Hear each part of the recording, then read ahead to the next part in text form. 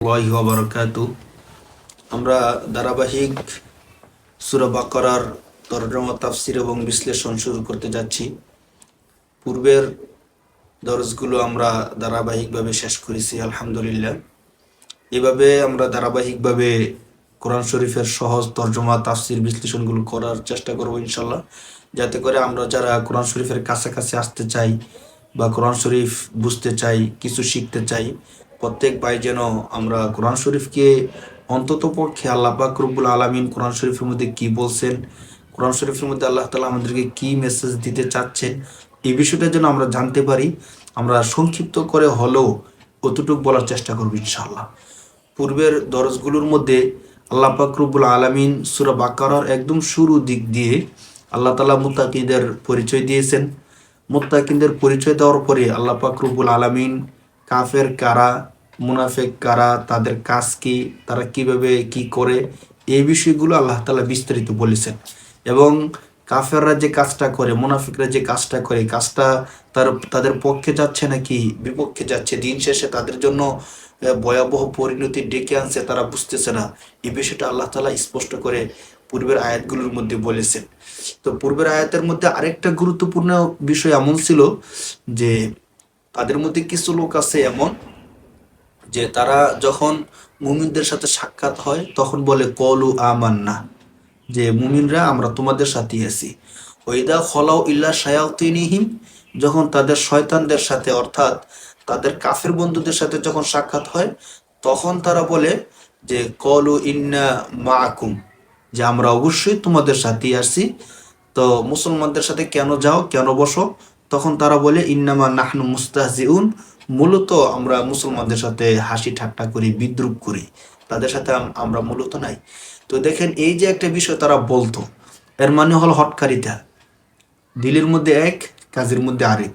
মুসলমানদের কাছে গিয়ে বুঝাতো যে আমরা মুমিন হয়ে গেছি, তোমাদের দলে আছি, কিন্তু কাফেরদের কাছে গিয়ে বলতো যে না, মুমিনদের কাছে আমরা হটকারিতার জন্য যাই, মূলত আমরা তোমাদের সাথেই অর্থাৎ কাফের হিসেবেই আছি। তো আল্লাহ পাক রব্বুল আলামিন এই বিষয়টা উল্লেখ করার পরে বলছিলেন যে তোমরা আজকে ঠাট্টা করতেছো বা তোমরা এই বিষয়টাকে এমন করতেছো, আমি আল্লাহ তোমাদের সাথে ঠিক এমনটাই করব। বাকি এই যে তারা এই কাজটা করতেছে, এই কাজের দ্বারা তারা কতটুকু ফায়দা পেল বা আদৌ কোনো ফায়দা পাবে কিনা, তাদের কোনো লাভ হবে কিনা, আল্লাহ পাক রব্বুল আলামিন চূড়ান্ত সিদ্ধান্ত জানিয়ে দিচ্ছেন।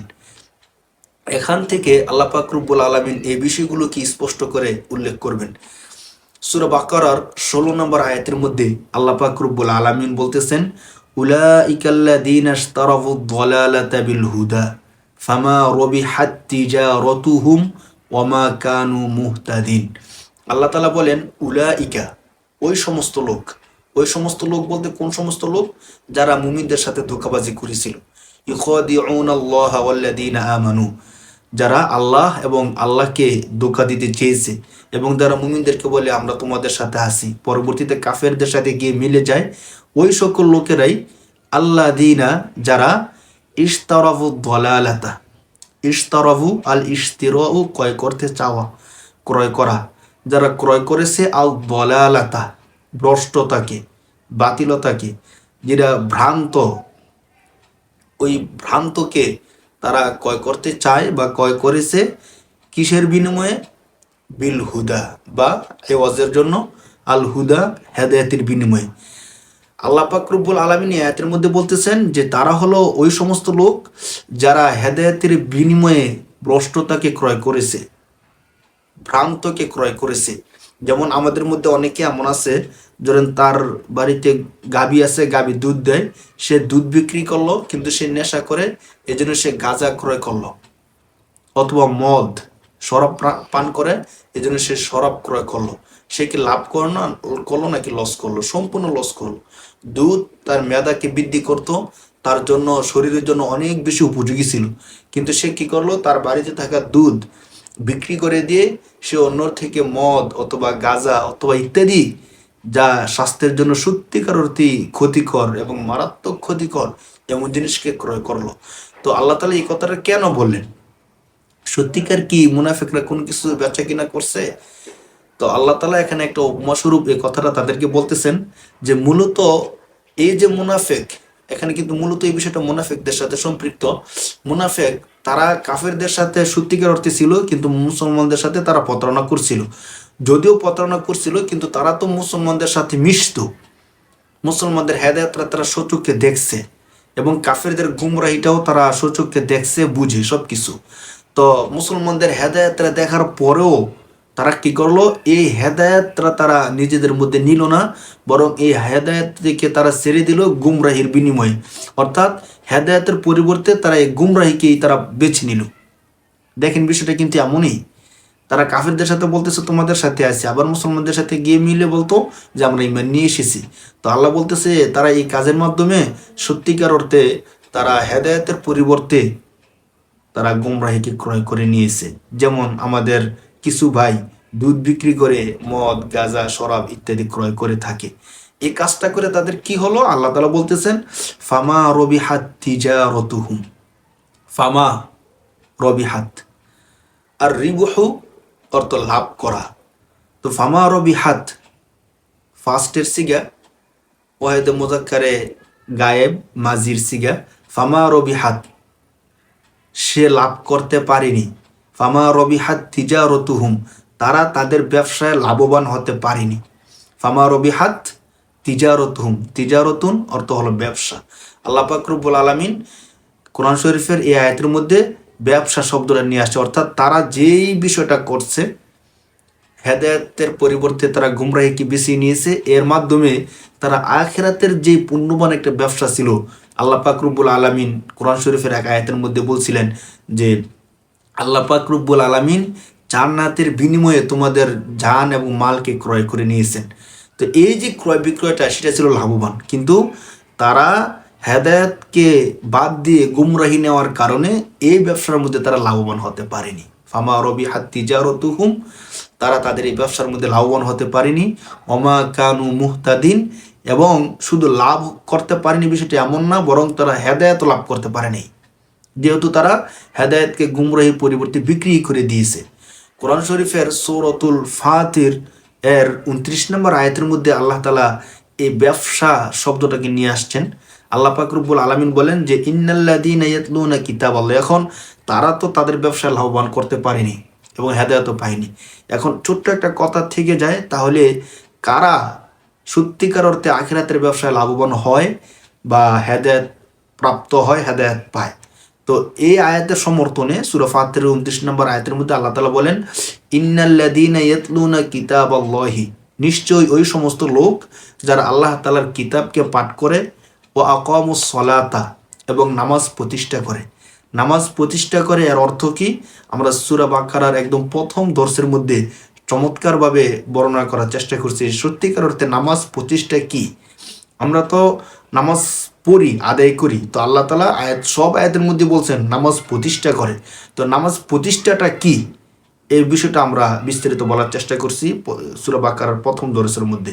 তো আল্লাহ বলতেছেন যে নিশ্চয়ই যারা আল্লাহর কিতাবকে পাঠ করে এবং নামাজ প্রতিষ্ঠা করে, ওয়াংফাকু মিম্মা রাযাকনাহুম সিররা ওয়া আলানিয়া, এবং আমি আল্লাহ তাদেরকে যে হালাল রিজিক দান করছি, ওই হালাল রিজিক থেকে যারা প্রকাশ্যে অথবা গোপনে আল্লাহর রাস্তায় দান করে, তারা ইয়ারজুনা আকাঙ্ক্ষা করে, প্রত্যাশা করে, তিজারতান এমন একটা ব্যবসার লাং তাবুর, যে ব্যবসা কখনই শেষ হয় না, কখনই ধ্বংস হয় না, কখনই নষ্ট হয় না, বন্ধ হয় না। সুবহানাল্লাহ।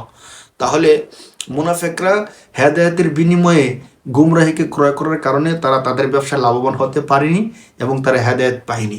আর মুমিন যারা কোরআন তেলাওয়াত করে, আল্লাহ পাক এখানে তিনটা সিফতের কথা বলছেন। এক নম্বরে যারা কোরআন তেলাওয়াত করে, দুই নম্বরে যারা নামাজ প্রতিষ্ঠা করে, তিন নম্বরে যারা হালাল রিজিক থেকে দান করে। আল্লাহ বলেন তারা এমন একটা ব্যবসার প্রত্যাশা করে বা এমন একটা ব্যবসার মধ্যে তারা আছে যে ব্যবসাটা কখনই ধ্বংসশীল নয়, বরং আল্লাহ পাক রব্বুল আলামিন আখিরাতে হাশরের ময়দানে 1000 গুণ বৃদ্ধি করে দিবেন। তো সূরা বাকারার 16 নম্বর আয়াতের মধ্যে আল্লাহ তাআলা এই বিষয়টা মুনাফিক এবং কাফেরদের এই বিষয়টা স্পষ্ট করছেন। পরবর্তী আয়াতসমূহের মধ্যে আল্লাহ পাক রব্বুল আলামিন চমৎকার দুইটা দৃষ্টান্ত তাদের জন্য স্থাপন করবেন। মেসালগুলো কেমন? ধরেন মেসালগুলো হয় এমন যখন একটা মানুষকে কোনো জিনিস বোঝানোর দরকার হয় অথবা অনেকক্ষণ বলার পরে বিষয়টা বুঝে আসতেছে না, তখন যদি একটা এক্সাম্পল দেওয়া যায় তাহলে বিষয়টা সহজে বুঝে যায়। আমরা দেখছি যে শিক্ষকদের মধ্যে সবচেয়ে গুরুত্বপূর্ণ এবং ভালো শিক্ষক কাকে বলা হয়? যে সময় উপযোগী চমৎকার মেসাল, দৃষ্টান্ত, এক্সাম্পল নিয়ে আসতে পারে। ধরুন ক্লাস করানো হচ্ছে, একটা বিষয় পড়ানো হচ্ছে বারবার, কিন্তু কেউ বুঝতেছে না, অথবা কিছু ছাত্র বুঝে কিছু ছাত্র বুঝতেছে না, তখন যদি সাথে সাথে একটা গ্রহণযোগ্য সময় উপযোগী একটা এক্সাম্পল দিয়ে দেওয়া যায়, তাহলে সমস্ত ছাত্ররা বুঝতে, হ্যাঁ ঠিক আছে, এতক্ষণ বুঝি নাই কিন্তু আমরা এখন বুঝছি। যেমন করে কাফেরদের মধ্যে যারা খ্রিস্টান ছিল তৎকালীন সময়ে, ইহুদি নাসারা যারা ছিল, তাদের একটা দাবি ছিল যে হজরত ঈসা আলাইহিস সালাতু ওয়াস সালাম তিনি আল্লাহ তাআলার পুত্র, আল্লাহ তাআলা সরাসরি তার এই পুত্রকে দুনিয়ার মধ্যে প্রেরণ করছেন, যেহেতু তার পিতা নাই, নাউজুবিল্লাহি মিন যালিক। তো তাদের মনে প্রাণী বিষয়টা একদম দৃঢ়ভাবেই ছিল। কিভাবে দৃঢ়ভাবে ছিল? তারা এই বিষয়টাই বিশ্বাস করতো। রাসূলুল্লাহ সাল্লাল্লাহু আলাইহি সাল্লামের সামনে যখন এসে উপস্থাপন করলো যে আপনি বলতেছেন ঈসা আলাইহিস সালাম মারিয়ামের সন্তান, তা তো আমরা জানি, মারিয়ামের গর্ভ দিয়ে আসছে, কিন্তু মূলত এটা আল্লাহর সন্তান। তখন আল্লাহ রাসূল সাল্লাল্লাহু আলাইহি সাল্লাম বললেন যে না, এটা আল্লাহ রাসূল সাল্লাল্লাহু আলাইহি সাল্লাম তাদের এই কথাকে অস্বীকার করলেন, বললেন আল্লাহর কোনো সন্তান হয় না, লাম ইয়ালিদ ওয়া লাম ইউলাদ ওয়া লাম ইয়াকুল লাহু কুফুয়ান আহাদ। তখন তারা অবাক হয়ে গেল, তারা বলল, বলেন কি, যদি পৃথিবীর মধ্যে কি এমন দৃষ্টান্ত আছে যে বাবা ছাড়া সন্তান হয়? মানে তারা এক্সাম্পল চাইতেছে, মেসাল চাইতেছে, উপমা চাইতেছে, তাহলে আমাদের কি এমন আরেকটা উপমা দেখান যে বাবা ছাড়া সন্তান হয়। মানে তাদের ব্রেনের মধ্যে এমনটা ছিল যে বাবা ছাড়া সন্তান হতে পারে না, সন্তান হতে হলে বাবা লাগবেই লাগবে। আল্লাহ রাসূলুল্লাহ সাল্লাল্লাহু আলাইহি ওয়াসাল্লাম চিন্তা করতেছিলেন, সত্যিকার অর্থে পৃথিবীর মধ্যে এমন মেসাল পাওয়াটা দুষ্কর যে বাবা নাই কিন্তু সন্তান জন্মগ্রহণ করছে। তো আল্লাহ পাক রব্বুল আলামিন সাথে সাথে আয়াত নাজিল করে রাসূল সাল্লাল্লাহু আলাইহি সাল্লামকে জানায় দিলেন যে হে নবী, আপনি বলে দেন ইন্না মাসালা ঈসা ইনদাল্লাহি কামাসালি আদম। তোমরা কেন ভুলে যাও? ঈসার দৃষ্টান্ত তো আল্লাহর কাছে আদম আলাইহিস সালামের মতো। চিন্তা করে দেখো, ঈসা আলাইহিস সালাম শুধু বাবা ছাড়া জন্মগ্রহণ করছে, আর আদম তো বাবাও নাই মাও নাই, আল্লাহ তাআলা তাকে সৃষ্টি করছে। যে আল্লাহ বাবা এবং মা ছাড়া আদম আলাইহিস সালামকে সৃষ্টি করতে পারেন, হে নবী আপনি তাদেরকে বলে দেন সে আল্লাহই বাবা ছাড়া ঈসা আলাইহিস সালামকে জন্ম দিতে পারে। সুবহানাল্লাহ। তো এক্সাম্পলগুলো আসলে আমাদের কাছে অনেক বেশি সহজ হয়ে যায়। আল্লাহ পাক রব্বুল আলামিন 17 নম্বর আয়াত থেকে তাদের দৃষ্টান্তগুলো উপস্থাপন করতেছেন চমৎকার করে। আল্লাহ তাআলা বলেন মাসালুহুম, মাসালুন এক বচন, আমসালুন বহু বচন, অর্থ দৃষ্টান্ত, এক্সাম্পল, উদাহরণ। তাদের দৃষ্টান্ত কামাসালিল্লাযী, ওই ব্যক্তির মতো। কা হরফেজর তাসবিহ এর জন্য আসে, মত বোঝানোর জন্য আসে। কা মাসালিল্লাযী, আল্লাযী ইসমে মৌসুল, কোন ব্যক্তির মতো? ইস্তাওকদা, যে প্রজ্বলন করেছে। আল ইস্তিকদু, ইস্তাইকদা, যে প্রজ্বলন করেছে। নার, আগুন। নারুন এক বচন, আর নিরানুন হলো বহু বচন, প্লুরাল। তাহলে আল্লাহ পাক রব্বুল আলামিন বলেন তাদের দৃষ্টান্ত হলো ওই ব্যক্তির মতো যে আগুন প্রজ্বলন করেছে, আগুন জ্বালিয়েছে। আগুন জ্বালানোর পরে ফালাম্মা আদাআত মা হাওলাহু, ফালাম্মা, ফা অতএব আতফের জন্য আসে। লাম্মা যখন, আদাআত মাজি ওয়াহিদ মুজাক্কারে গায়েবের সিগা, ফার্স্টের সিগা। আদাআত আলোকিত হলো, মা হাওলাহু, মা ইসমে মৌসুল, হাওলাহু আশপাশ, তার আশপাশ। একজন ব্যক্তি আগুন প্রজ্বলন করলো, আর যখন আগুন জ্বালানোর পরে তার আশপাশ যখন প্রজ্বলিত হলো, যাহাবাল্লাহু বিনুরিহিম। যাহাবা অর্থ হলো যাওয়া, কিন্তু জাহাবার সেলা যখন বা আসে, পরবর্তীতে হরফুল জর বা আসে, তখন নিয়ে যাওয়া অর্থ হয়। ইতিবিল মা, পানি নিয়ে আসো। তাহলে দাহাবাল্লাহু, আল্লাহ তাআলা নিয়ে গেছেন, বিনুরিহিম, তাদের নূরকে। এই আয়াতটা একটু আমাদেরকে বুঝতে হবে, যেহেতু উপমা দৃষ্টান্তগুলো বোঝা এতটা ইজি না, একটু সময় নিয়ে আমাদেরকে উপমাগুলো বুঝতে হয়, কারণ উপমার মধ্যে ছোট্ট করে অনেক বিষয়কে বলে দেওয়া হয়। আমরা যখন কাউকে তিরস্কার করতে চাই বা বড় একটা কিছু বোঝাতে চাই, তখন শুধু ইঙ্গিত দিয়ে বলি ওই যে ওইটার মতো, তো শুধু এতটুকু বলার মাধ্যমে কিন্তু আমরা বিশাল বড় একটা ইতিহাস বর্ণনা করে ফেলি। তো আল্লাহ পাক রব্বুল আলামিন সেম এখানে ছোট্ট করে বলছেন, কিন্তু বিশাল ইতিহাস এখানে আল্লাহ তালা বুঝিয়ে ফেলার চেষ্টা করতেছেন। তো আল্লাহ তালা বলতেছেন যে তাদের দৃষ্টান্ত হলো ওই ব্যক্তির মতো যে আগুন জ্বালায়, যখন তার আশপাশ ওই আগুনে আলোকিত হয় তখন আল্লাহ তালা তাদের নূরকে নিয়ে নিয়ে যান, ছিনিয়ে নেন। তো তাদের নূরকে যখন ছিনিয়ে নেন তখন কি অবস্থা হয়? ওয়া তারকা হুম, তারকা ইয়েত্রুকু অর্থ ছেড়ে দেওয়া, হুম তাদেরকে, ফি জুলুমাত, জুলুমাতুন এক বচন, জুলুমাতুন বহু বচন, ফি জুলুমাতিন অন্ধকারের মধ্যে, ফি হরফুল জর। তাহলে যখন আল্লাহ তালা তাদের আলোকে নিয়ে যান তখন তাদেরকে রেখে যান অন্ধকারের মধ্যে, এমন অন্ধকার লা ইউবসিরুন, যে অন্ধকারে তারা আর পথ দেখতে পায় না। যদি কোরআন শরীফের সহজ সরল অনুবাদের দিকে তাকান তাহলে বোঝাটা খুবই দুষ্কর। এর সরল অনুবাদ কি? যে তাদের দৃষ্টান্ত হলো ওই ব্যক্তির মতো যে আগুন প্রজ্বলন করে, যখন ওই আগুনের আলোতে আশপাশ আলোকিত হয় তখন আল্লাহ তালা তাদের নূরকে ছিনিয়ে নেন এবং তাদেরকে অন্ধকারের মধ্যে রেখে দেন, ফলে তারা আর দেখে না। এর দ্বারা কি বোঝানো হলো, আল্লাহ তালা কি বললেন, আসেন আমরা একটু বোঝার চেষ্টা করি। পূর্বের আয়াতগুলোর মধ্যে আল্লাহ পাক রব্বুল আলামিন কাফেরদের অবস্থা বলছিলেন যে নবী আপনি তাদেরকে যত সতর্ক করেন তারা শুনবে না, কারণ তারা মন থেকে স্থির করে নিয়েছে যে আমরা সত্যকে গ্রহণ করব না। একটু খেয়াল করেন, তৎকালীন সময়ে কাফের যারা ছিল, মুনাফিক যারা ছিল, রসুল সাল্লাল্লাহু আলাইহি সাল্লামের সত্যতা তারা অনেকভাবে দেখছে।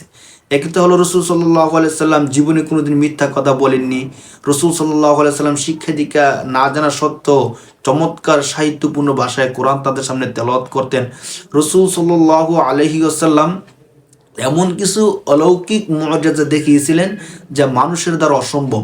চাঁদকে দুই খণ্ড করে ফেলা, কাজ ছায়া দেওয়া, মেঘমালা ছায়া দেওয়া, এমন কিছু মুআজিজা তারা দেখছে রসুল সাল্লাল্লাহু আলাইহি সাল্লামের পাশে থেকে বা শুনছে, যেগুলো রসুল সাল্লাল্লাহু আলাইহি সাল্লামের সত্য হওয়ার প্রমাণ ছিল। এরপরও তারা মন থেকে স্থির করে নিয়েছে যে তারা রসুল সাল্লাল্লাহু আলাইহি সাল্লামকে, দিনকে, ইসলামকে মানবে না।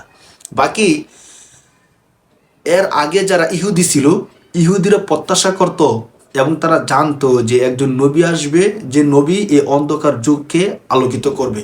এবং রসুল সাল্লাল্লাহু আলাইহি সাল্লাম যখন সমাজকে নিয়ে প্ল্যান করতেছিলেন যে এই অন্ধকার সমাজকে কিভাবে আলোকিত করা যায়, এই জাহিলিয়াতকে কিভাবে দূরীভূত করা যায়, এই জন্য রসুল সাল্লাল্লাহু আলাইহি সাল্লাম কিন্তু যখন পরিণত বয়স হয় তখন গুহার মধ্যে বসে বসে ধ্যানমগ্ন থাকতেন, এই বিষয়গুলো নিয়ে অনেক বেশি চিন্তা ফিকির করতেন। তো রসুল্লাহ সাল্লাল্লাহু আলাইহি সাল্লামকে আল্লাহ তাআলা যখন ওহির আলো দিলেন, কোরআনের আলো যখন রসুল পাইলেন, তো রসুল সাল্লাল্লাহু আলাইহি ওয়াসাল্লাম এই কোরআনের আলোকে তার জাতিগোষ্ঠী এবং কাফেরদের সামনে উপস্থাপন করলেন। যখন আল্লাহ রসুল সাল্লাল্লাহু আলাইহি সাল্লাম এই আলোকে প্রজ্বলন করলেন, কোরআনের এই আলোকে তার গোষ্ঠী জাতির সামনে উপস্থাপন করলেন, তারা কিন্তু এই আলোকে দেখতে পেয়েছিল। রসুল সাল্লাল্লাহু আলাইহি ওয়াসাল্লাম সত্যতা বুঝতে পারছে, মানে কোরআনের আলো তারা দেখছে। তো কোরআনের আলো দেখার পরে এখন তো তাদের উচিত ছিল কোরআনের কাছাকাছি আসা। দেখেন, কোনো একটা ব্যক্তি মরুভূমির মধ্যে আছে, অন্ধকার রাত্রি, কোনো একজন ব্যক্তি তখন কি করলো, ধরেন একটা কাফেলা মরুভূমির মধ্যে আছে, তো মরুভূমির মধ্যে হাঁটতে হাঁটতে প্রচণ্ড অন্ধকারে তখন তারা আর হাঁটতে পারতেছে না। কোনো একজন ব্যক্তি হাঁটার জন্য আগুন জ্বালাইলো, আগুন জ্বালানোর পরে আশপাশ আলোকিত হলো। তো এখন কাফেলার অন্যান্য সদস্য যারা আছে তাদের তো উচিত হবে এই আগুনের আওতায় চলে আসা, আলোর আওতায় চলে আসা, তাহলে তারা সঠিক আলোটা পাবে। কিন্তু তারা ওই ব্যক্তির উপর কোনো হিংসাবশত মনে মনে ভাবলো যে আমরা এই আলোর কাছাকাছি যাব না, তার জ্বালানো আলো আমাদের দরকার নেই, আমরা নিজেরা পারলে পথ চলবো আর না পারলে না পথ চলবো, এরপরও তার জ্বালানো আলোর কাছে আমরা যাব না। তো যখন তারা গেল না তখন ফলাফলটা কি হবে? এই লোকটা আলো নিয়ে একদিকে চলে যাবে আর তারা অন্যদিকে চলে যাবে, তারা আলো থেকে বঞ্চিত হয়ে গেল। আর একটা জিনিস দীর্ঘক্ষণ থাকার কারণে তারা কিন্তু আলোটা আর ভালোভাবে পাবে না। এখন বিষয় হলো, যখন রসুল সাল্লাল্লাহু আলাইহি সাল্লাম এই আলোটা প্রজ্বলন করলেন, তখনকার কাফের যারা ছিল তারা স্থির করে নিল যে আমরা এই আলোর কাছাকাছি যাব না। তারা যখন মনে মনে এই জিনিসটা স্থির করে নিল যে আমরা আলোর কাছাকাছি যাব না, আল্লাহ পাক রব্বুল আলামিন তাদের থেকে আলোকে ছিনিয়ে নিলেন। এই দৃশ্যটাকে আল্লাহ তাআলা ফুটিয়ে তুলতেছেন যে ফালাম্মা আদাআত মা হাওলাহু, আশপাশ যখন আলোকিত হলো ওই ব্যক্তির আগুন প্রজ্বলনের কারণে, তখন যাহাবাল্লাহু বিনুরিহিম, মূলত তারা যখন স্থির করে নিয়েছে যে আমরা এই আলোর কাছাকাছি যাব না, তখন আল্লাহ তাআলা তাদের থেকে আলোটা ছিনিয়ে নিয়েছেন। কেননা কোরআন শরীফের আয়াতের মধ্যে আল্লাহ পাক রব্বুল আলামিন বলছেন ওয়াই তাযানা রব্বুকুম লাইন শাকারতুম লাযিদান্নাকুম ওয়ালাইন কাফারতুম ইন্না আযাবি লাশাদীদ। আল্লাহ বলছেন যে শোনো, আমি তোমাদেরকে একটা ঘোষণা দিচ্ছি, আমি আল্লাহ তোমাদেরকে যে নিয়ামত দিব, এই নিয়ামতের শুকরিয়া যারা আদায় করবে আমি আল্লাহ নিয়ামতকে বৃদ্ধি করে দিব, আর যারা নিয়ামতের শুকরিয়া আদায় করবে না তাদের থেকে নিয়ামত আমি কেড়ে নিব এবং তাদেরকে কঠিন শাস্তির মধ্যে নিয়ে আসব। তো কোরআন, ইমান, ইসলাম, রসুল এগুলো সত্যিকার অর্থে মানব জীবনের শ্রেষ্ঠ নিয়ামত। তো কাফের মুনাফিকরা যখন এই শ্রেষ্ঠ নিয়ামতগুলো পাওয়ার পরেও অপেক্ষা করলো, গুরুত্ব দিল না, তখন আল্লাহ পাক রব্বুল আলামিন তাদের থেকে এই নিয়ামতরা ছিনিয়ে নিলেন। এই বিষয়টাকে আল্লাহ তাআলা উপস্থাপন করতেছেন যে মাসালুহুম কামাসালিল্লাযী ইসতাওকাদা নারা, তাদের দৃষ্টান্ত হলো ওই ব্যক্তির মতো যিনি আগুন প্রজ্বলন করলেন। আগুন প্রজ্বলন করার পরে ফালাম্মা আদাআত মা হাওলাহু, যখন ওই আগুনে আশপাশ আলোকিত হলো, যাহাবাল্লাহু বিনুরিহিম, তারা এই আলোকে গ্রহণ না করার কারণে আল্লাহ তাআলা তাদের থেকে এই আলোকে ছিনিয়ে নিলেন। অর্থাৎ রাসূল সাল্লাল্লাহু আলাইহি সাল্লাম কোরআনের আলো তার জাতির সামনে প্রজ্বলন করলেন। কাফের এবং মুনাফিকরা তারা মন থেকে স্থির করে নিল যে না, আমরা রসুলের জ্বালানো এই আগুন আমরা নিব না, এই আলো আমরা নিব না। অনেক কারণে তারা এই কাজটা করছিল।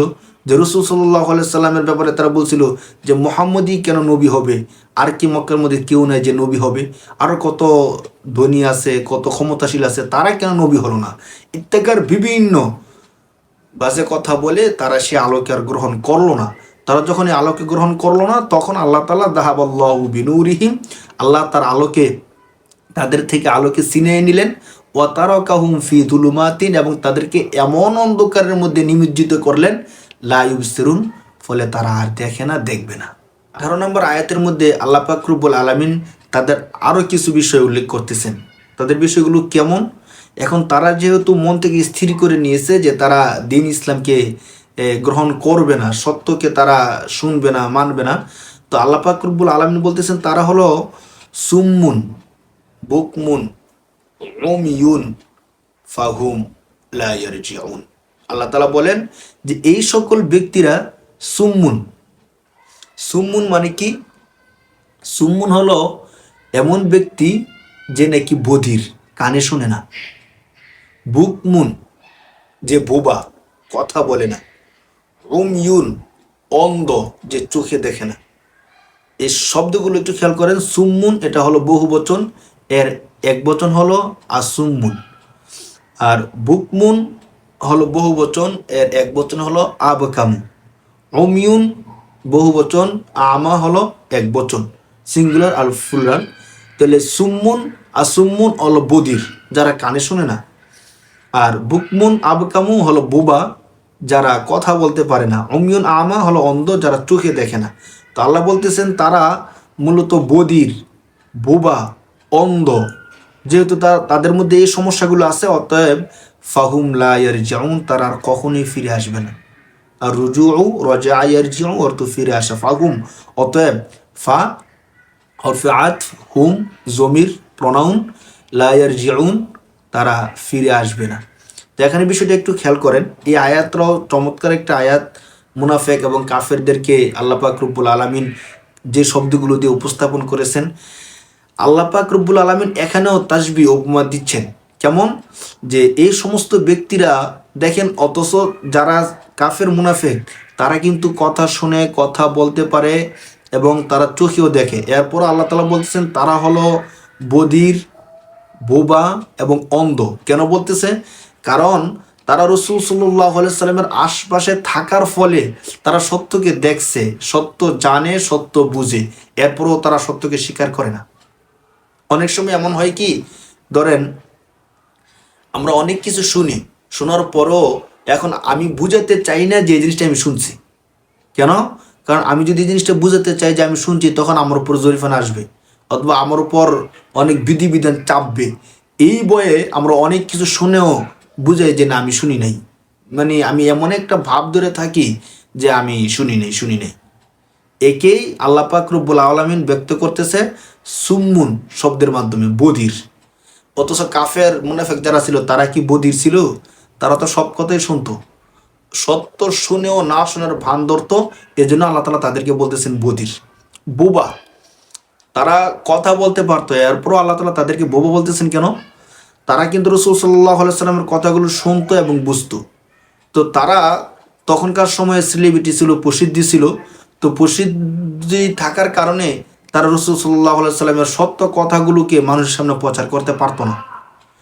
মানে রাসূল সাল্লাল্লাহু আলাইহি সাল্লাম যদি কখনো ভালো কথা বলতেন বা সত্য কথা যেগুলো সবার সামনে স্পষ্ট, ওই কথাগুলো তারা স্বীকৃতি দিত না।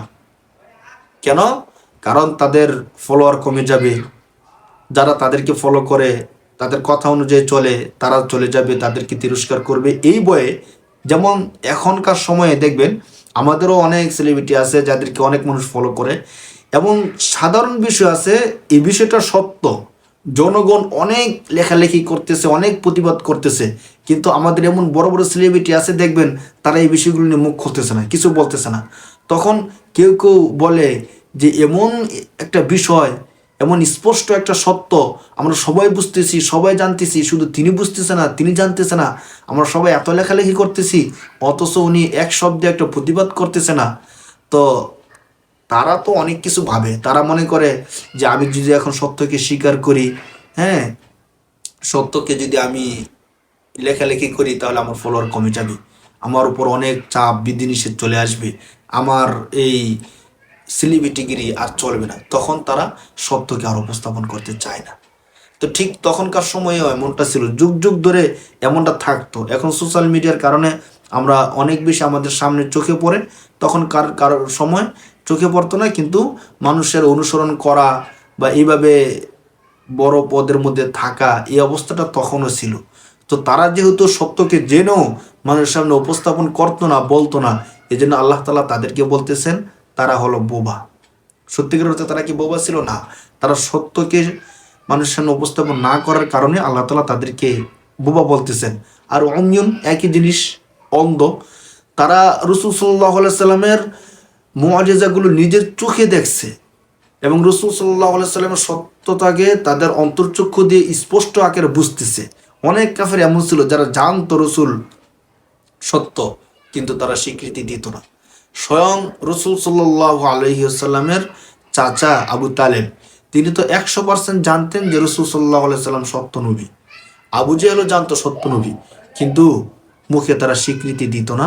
তারা এই জিনিসটা বলতো না যে হ্যাঁ আমরা স্বীকৃতি দিলাম যে আপনি সত্য নবী। এই জন্য আল্লাহ পাক রব্বুল আলামিন বলতেছেন যে তারা হলো বধির, বোবা, অন্ধ, ফাহুম লা ইয়ারজিউন, অতএব তারা আর ফিরে আসবে না। কেন ফিরে আসবে না? ওই যে আগের আয়াত, তারা মন থেকে স্থির করে নিয়েছে তারা সত্যকে গ্রহণ করবে না, তারা এই গুমরাহির মধ্যেই অটল থাকবে। আল্লাহ পাক রব্বুল আলামিন এর পরবর্তী আয়াতের মধ্যে, অর্থাৎ 19 নম্বর আয়াতের মধ্যে আল্লাহ পাক রব্বুল আলামিন আরেকটা দৃষ্টান্ত উপস্থাপন করতেছেন চমৎকার করে। ওই দৃষ্টান্তর বিষয়টা এমন, কাফেরদের এবং মুনাফিক যারা ছিল তারা রাসূল সাল্লাল্লাহু আলাইহি সাল্লামের আশেপাশে থেকে দ্বীনের কিছু বিষয় দেখতো, গোপন করত, কিছু নিজে বিশ্বাস করত, আর অনেক কিছু বিশ্বাস করতো না। তো এই দৃষ্টিকোণ থেকে তারা যখন মুসলমানদের কাছাকাছি যেত, যখন সহজ বিষয়গুলো দেখতো, তখন তারা সেগুলো লুফে নেওয়ার চেষ্টা করত। আর যখন কঠিন বিষয়গুলো দেখতো, তখন তারা আবার দূরে সরে যেত। যেমন ধরেন যখন কোনো গনিমতের মাল আসতো, তখন তারা সেখানে ভাগ নেওয়ার জন্য সবাই গিয়ে হাজির হয়ে যেত। কিন্তু যখন আবার কঠিন কোনো যুদ্ধের ডাক আসতো, তখন তারা সেখান থেকে দূরে সরে যেত। কোরআন শরীফের অনেক আয়াতের মধ্যে বিষয়গুলো স্পষ্ট করে দেওয়া আছে। বিশেষ করে খায়বারের যুদ্ধ সহজ একটা যুদ্ধ, সেখানে গেলে জয়লাভ করবে এবং গনিমতের মাল পাবে, সেটা নিশ্চিত ছিল। তখন ওই যে মুনাফেক যারা বিভিন্ন যুদ্ধ থেকে ফিরে আসছিল, যেমন বদরের যুদ্ধে মুনাফেকরা দূরে সরে গিয়েছিল, উহুদের যুদ্ধে 300 মুনাফেক যুদ্ধ না করে ফিরে এসেছিল মাঝপথ থেকে। তো এই সকল মুনাফেকরাই যখন আবার খায়বারের যুদ্ধ আসলো, তখন তারা বলল যে আমাদেরকে আপনাদের সাথে নিয়ে চলেন। তো এই বিষয়টাকে আল্লাহ কত চমৎকারভাবে উপস্থাপন করবে দেখেন, যে তারা হলো এমন যে যখন একটু সহজ বিষয় দেখে বা নিজেদের লাভ হবে এমন কোনো বিষয় দেখে তখন মুমিনদের সাথে থাকে, আবার যখন একটু কঠিন বিষয় দেখে তখন তারা মুমিনদের থেকে সরে যায়। এই দৃষ্টান্তটা আল্লাহ তাআলা সংক্ষিপ্ত আকারে দেওয়ার চেষ্টা করতেছেন। দেখেন আল্লাহ পাক রব্বুল আলামিন বলতেছেন আও, অথবা এই সকল কাফের এবং মুনাফিকদের দৃষ্টান্ত হলো কা। কা হরফে তাসবি দৃষ্টান্ত দেওয়ার জন্য, এক্সাম্পল দেওয়ার জন্য আসে, হরফুল জর। আল্লাহ তাআলা বলেন আও কা সয়্যিবিন, অথবা তাদের দৃষ্টান্ত হলো সয়্যিব, মেঘের মতো, বৃষ্টির মতো। সয়্যিবুন প্রবল মুষলধারে বৃষ্টি অর্থে বোঝানো হয়ে থাকে, সবুন সয়্যিবুন। আল্লাহ তাআলা বলেন তাদের দৃষ্টান্ত হলো ওই মুষলধারে বা প্রবল বৃষ্টির মতো, যে বৃষ্টি মিনাস সামা, যে বৃষ্টি আসে মিনাস সামাই আসমান থেকে। মূলত আলো এবং বৃষ্টি এই শব্দগুলো আল্লাহ পাক রব্বুল আলামিন কোরআন শরীফের যেখানেই ব্যবহার করেছেন ভালো কল্যাণের অর্থে ব্যবহার করেছেন, এবং এগুলো মানুষের জন্য কল্যাণকর, কল্যাণস্বরূপ, এ কথাগুলোই বিভিন্ন আয়াতের মধ্যে আসছে। কিন্তু এখানে আল্লাহ তাআলা ওই ধারাবাহিকতার একটা ভিন্ন রূপ উপস্থাপন করতেছেন। কেমন? এখানে আলো তাদের জন্য কল্যাণ বয়ে আনতেছে না, অর্থাৎ আল্লাহর পক্ষ থেকে যে আলো আসছে, এই আলো তারা গ্রহণ না করার কারণে তারা অন্ধকারের মধ্যে নিমজ্জিত হয়ে যাচ্ছে। আল্লাহর পক্ষ থেকে বৃষ্টি এটা কল্যাণের ছিল, কিন্তু তারা গুমরাহি বেছে নেওয়ার কারণে তাদের জন্য আযাবের কারণ হয়ে দাঁড়াচ্ছে। খেয়াল করেন, আওকা সয়্যিবিম মিনাস সামা, আল্লাহ বলতেছেন অথবা তাদের দৃষ্টান্ত হলো আসমান থেকে আসা মুষলধারে বৃষ্টির মতো, যে বৃষ্টির মধ্যে ফিহি, যার মধ্যে রয়েছে জুলুমাতুন আধার, অন্ধকার, ও রাদুন এবং বজ্রধ্বনি, ভয়াবহ বজ্রধ্বনি। আল্লাহ বলেন আসমান থেকে নেমে আসা মুষলধারে বৃষ্টি, যে বৃষ্টির মধ্যে রয়েছে অন্ধকার এবং রাদুন, ভয়াবহ বজ্রধ্বনি, ও বারকুন। বারকুন অর্থ হলো বিদ্যুৎ চমক। আসমানে যখন বিদ্যুৎ চমকায় তখন কিন্তু দেখবেন সব কিছু আলোকিত হয়ে যায়। আর এটা খুবই এই যে আলোকিত হওয়াটা খুবই স্বল্প সময়ের জন্য আলোকিত হয়েছে, সাথে সাথে আবার অন্ধকার হয়ে যায়। এই আলোর মধ্যে আমাদের জন্য তেমন কোনো ফায়দা থাকে না। আলো আলো আছে ঠিক, কিন্তু ফায়দা নেই। ধরেন অন্ধকার, বৃষ্টি হইতেছে, আল্লাহ তাআলা যে দৃষ্টান্তটা উপস্থাপন করতেছেন, একটু ওই দিকটাই খেয়াল করেন, মনের কল্পনার মধ্যে নিয়ে আসি আমরা, যে মুষলধারে আসমান থেকে বৃষ্টি হচ্ছে, চতুর্দিকে অন্ধকার, সাথে সাথে বজ্রধ্বনিও হচ্ছে আসমান থেকে, আবার মাঝে মাঝে একটু বিদ্যুৎ চমক, তখন আমরা আশপাশ আলোকিত হয় কিছু একটা দেখি। কিন্তু এই দেখাটা আমাদের জন্য আরো ক্ষতির কারণ হয়ে দাঁড়ায়। কেমন ক্ষতির কারণ হয়ে দাঁড়ায়? ধরেন অন্ধকার ছিল, হঠাৎ আলোকিত হয়ে আবার অন্ধকার হয়ে গেলে আমাদের চোখ আরো বেশি অন্ধকার হয়ে যায়। যেমন ধরেন আপনি ঘুমায় আছেন, হঠাৎ যদি কেউ লাইট জ্বেলে দেয়, তখন কিন্তু আপনি সাথে সাথে চোখ খুলতে পারবেন না। চোখ খুললে আপনার কাছে আপনি কোনো কিছু দেখতে পাবেন না, মনে হয় যে কেমন একটা কষ্টকর মনে হবে আপনার কাছে। অথবা অন্ধকার রাত্রে কেউ যদি আপনার চোখ বরাবর সরাসরি ফ্ল্যাশ মারে, লাইট মারে, তখন আপনার চোখের মধ্যে কেমন দেখা যাবে? আলো আসবে ঠিক, কিন্তু এই আলোটা আমার আপনার জন্য কল্যাণকর না, বরং এই আলোটা আমাদেরকে আরো অন্ধকারের মধ্যে ফেলে দেয়। যারা ভুক্তভোগী তারা এই বিষয়টা সহজে বুঝবেন। আল্লাহ তাআলা বলতেছেন অথবা আসমান থেকে নেমে আসা মুষলধারে বৃষ্টি, যার মধ্যে রয়েছে জুলুমাতুন অন্ধকার, ও রাদুন বজ্রধ্বনি, ও বারকুন সাথে আবার বিদ্যুৎ চমক। এখন কি হলো? ইয়াজআলুনা আসাবিআহুম ফি আযানিহিম মিনাস সাওয়াইকি। তো যখন আসমান থেকে বজ্রপাত হয়, তখন এই বজ্রপাত থেকে, এই ভয়ঙ্কর আওয়াজ থেকে বাঁচার জন্য ইয়াজআলুনা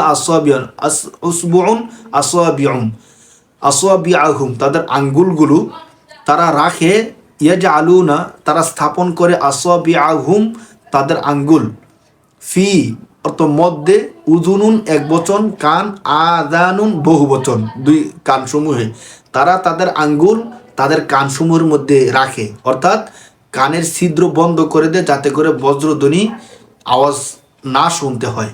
এই জন্য আল্লাহ বলেন ইয়াজআলুনা আসাবিআহুম, তারা তাদের আঙ্গুল রাখে ফি আদানিহিম, তাদের কানের মধ্যে। কেন তাদের কানের মধ্যে রাখে? মিনাস সওয়াইকি, মিনাস সওয়াইকি, বজ্রধ্বনি থেকে বাঁচার জন্য।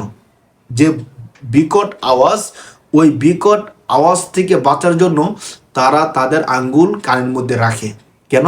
হাদারুল মাউত, হাদারুন ভয়, আল মাউত মৃত্যুর ভয়। অর্থাৎ এত বিকট করে আওয়াজ হচ্ছে যে আওয়াজের কারণে মনে হয় যে এখনই বুক ফেটে মারা যাব, তখন তারা তাদের আঙ্গুলগুলো কোথায় রাখে? কানের মধ্যে রাখে। এখন আসেন মুনাফেক কাফেরদের বিষয়টার মধ্যে আসি। আল্লাহ পাক রব্বুল আলামিন কোরআন শরীফ নাজিল করছেন মূলত মুমিনদের হেদায়েতের জন্য।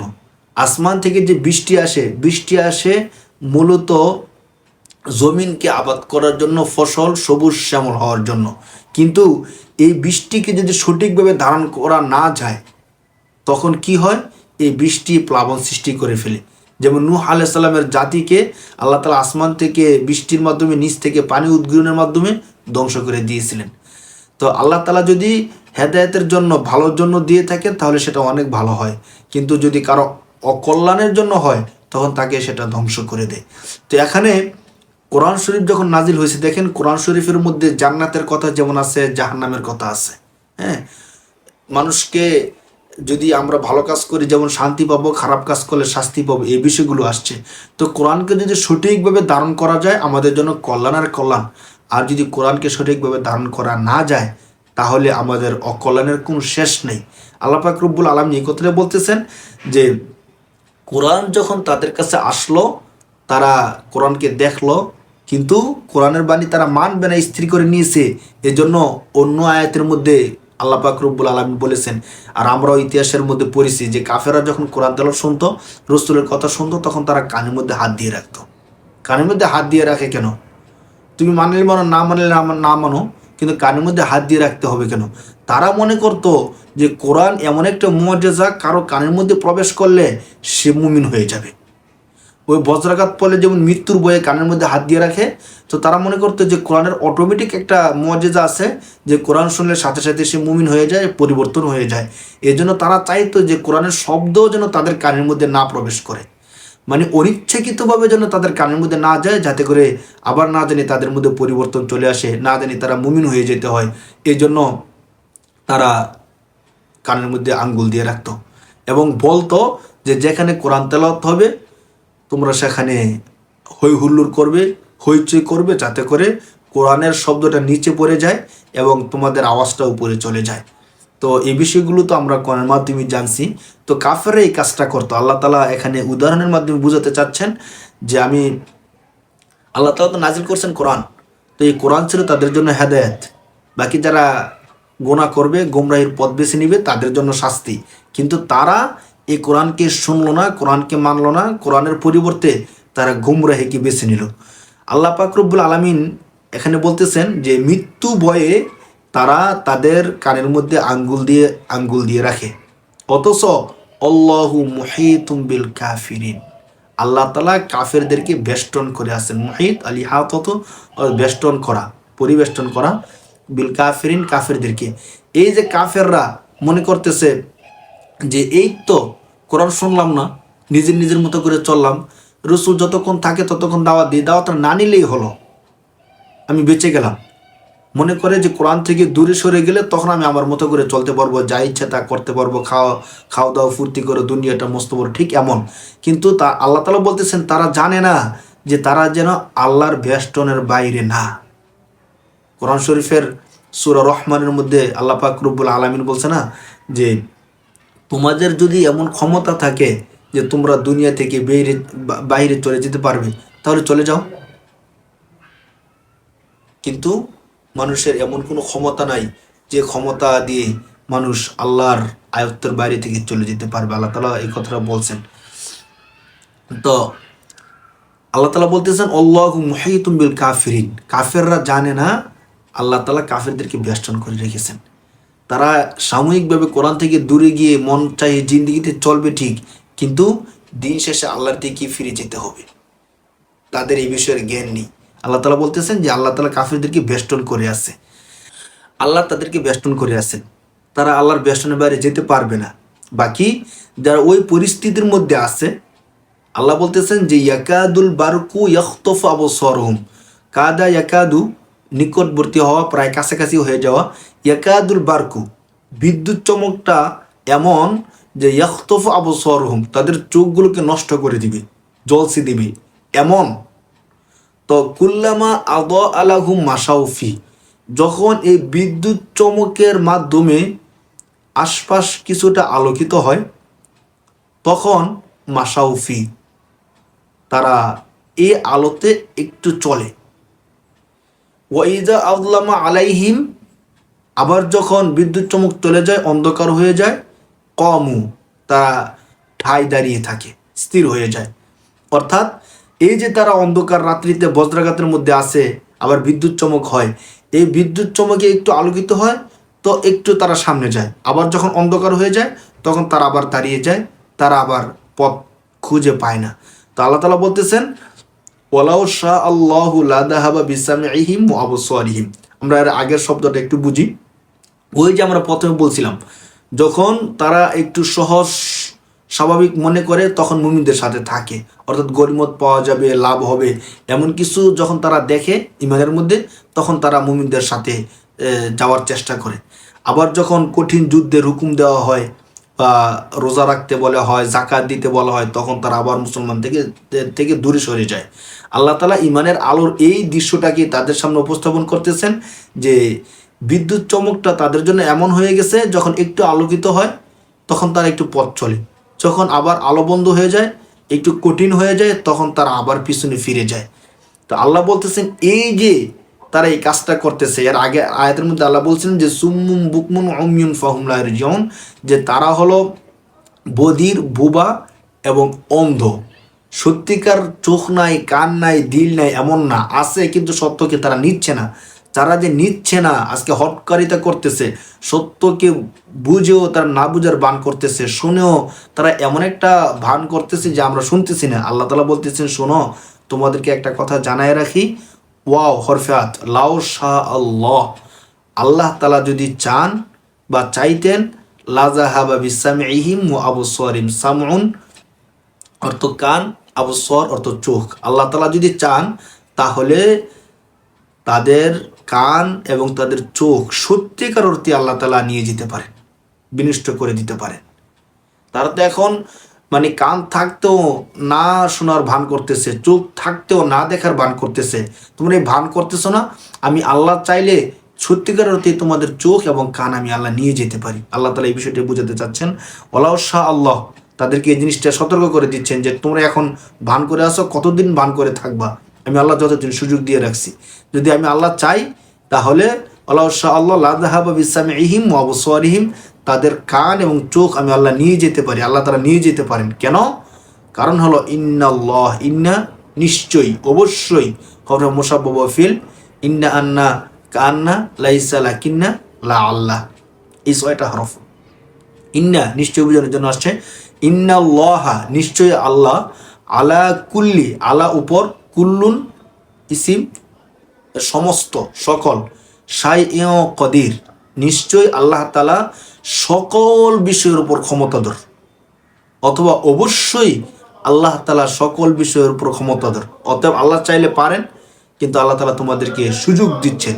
তোমরা যদি সুযোগের সদ্ব্যবহার না করো, সঠিক ব্যবহার না করো, আল্লাহ তাআলা তোমাদের এগুলো ছিনিয়ে নেবেন। আর পৃথিবীর মধ্যে যদিও এগুলো ছিনিয়ে না নেন, তোমাদের জন্য আখিরাতের মধ্যে কঠিন শাস্তি রয়েছে। এই জন্য যারা সংশয়বাদী, যারা সংশয়ের মধ্যে রয়েছেন, তাদেরকে আল্লাহ তাআলা সতর্ক করতেছেন যে তোমরা সংশয়ের মধ্যে না থেকে সঠিক দিনের আলোকে গ্রহণ করো। সঠিক দিনের আলোকে যদি গ্রহণ না করো, তাহলে তোমরা গোমরাহের মধ্যে মানে অন্তর্ভুক্ত হয়ে যাবা। কেন? একটা বিষয় খেয়াল করেন যে কোরআন আল্লাহর পক্ষ থেকে আলো স্বরূপ আসছে, এখন তাদের দিলে আলো না থাকার কারণে কোরআনের আলোকে গ্রহণ করতে পারতেছে না। যদি তাদের দিলে মানে খালেস নিয়ত থাকতো যে না আমরা দিনকে মানবো, সত্যকে মানবো, তখন তাদের দিলের মধ্যে আলো তৈরি হতো। এই আলো তৈরি হওয়ার মাধ্যমে কোরআনের আলো এবং এই আলো অ্যাডজাস্ট হলেই সত্যিকার দিনটা তারা মানতে পারতো। যেমন একটা বিষয় খেয়াল করেন, দিনের বেলা সূর্য উঠছে, কিন্তু যার চোখের আলো নাই, যতই সূর্য উঠুক, যত কড়া রৌদ্র উঠুক, সে কিন্তু গাছপালা ইত্যাদি কোনো কিছুই দেখবে না, অথচ সূর্য ঠিক আছে। আবার কোনো ব্যক্তি যদি এমন হয় যে তার চোখের আলো সব ঠিক আছে, কিন্তু আজকে সূর্য উঠে নাই, ভোর হয় নাই, রাত্রি অন্ধকার, তখন কি আমরা কোনো কিছু দেখি না? কেন দেখি না? আমাদের তো চোখ ঠিক আছে, চোখের আলো ঠিক আছে, সব কিছু ঠিক থাকা সত্ত্বেও দেখবেন আপনার সামনে দেখবেন অন্ধকার অন্ধকার, কোনো কিছু দেখতেছি না রাত্রেবেলা। তো এই বিষয়টা আমাদেরকে এই শিক্ষাটাই দেয়, যখন দিনের আলো এবং আমার চোখের আলো কাছাকাছি হয় তখন আমরা দেখতে পারি। যখন দুইটার যে কোনো একটা না থাকে, হয়তো সূর্যের আলো নাই কিন্তু আমার চোখের আলো আছে, তখন রাত্র হয়ে যায়, আমরা আর কোনো কিছু দেখি না। আবার সূর্যের আলো আছে, আমার চোখে আলো নাই, তখন আমরা দেখি না। একটা মানুষ সঠিক হেদায়েতে থাকার জন্য সত্যিকার অর্থে কোরআনের হেদায়েতের দরকার আছে, আলোর দরকার আছে, এবং দিল থেকে আমরা নিয়ত করে নেওয়া, স্থির করে নেওয়া যে হ্যাঁ আমি কোরআনকে মানবো, সত্যকে আমি মানবো। তখন দিলের মধ্যে একটা নূর তৈরি হয়, ওই নূরেরও তৈরি দরকার আছে। আল্লাহ পাক রব্বুল আলামিন প্রত্যেকের মধ্যে এই নূরটা দিয়ে রাখছেন, কিন্তু ফিতরতগতভাবে। কিন্তু আমরা বড় হয়ে এই নূরটাকে নষ্ট করে ফেলি। হাদিসের মধ্যে এর ব্যাপারেই ইঙ্গিত দেওয়া আছে, কুল্লু মাউলুদি ইউলাদু আলাল ফিত্র ওয়া আবওয়াহু ইউহাফিদানিহি আও ইউনাসসিরানিহি আও ইউমাজ্জিসান। আল্লাহ তাআলা আমাদেরকে বুঝার তৌফিক দান করুক। এই আয়াতগুলোর মধ্যে আল্লাহ পাক রব্বুল আলামিন মুনাফিক এবং কাফেরদের দৃষ্টান্তগুলোকে বোঝানোর চেষ্টা করছেন সহজ ভাষায়, যে একটা মুনাফিক এবং কাফের তারা দিনের আলোর কাছাকাছি এসেও কিভাবে সে আলো থেকে আবার বঞ্চিত হয়ে যায়, দিনের আলো কাছে পাওয়ার পরও কিভাবে তারা আবার অন্ধকারের মধ্যে চলে যায়। তো কোরআন, রসুল, ইসলাম, দিন এগুলো হলো আলো। যারা এগুলোকে গ্রহণ করবে তারা আলোর মধ্যে থাকবে, নিশ্চিতভাবে জান্নাতে প্রবেশ করতে পারবে ইনশাআল্লাহ। আসসালামু আলাইকুম ওয়া রাহমাতুল্লাহ।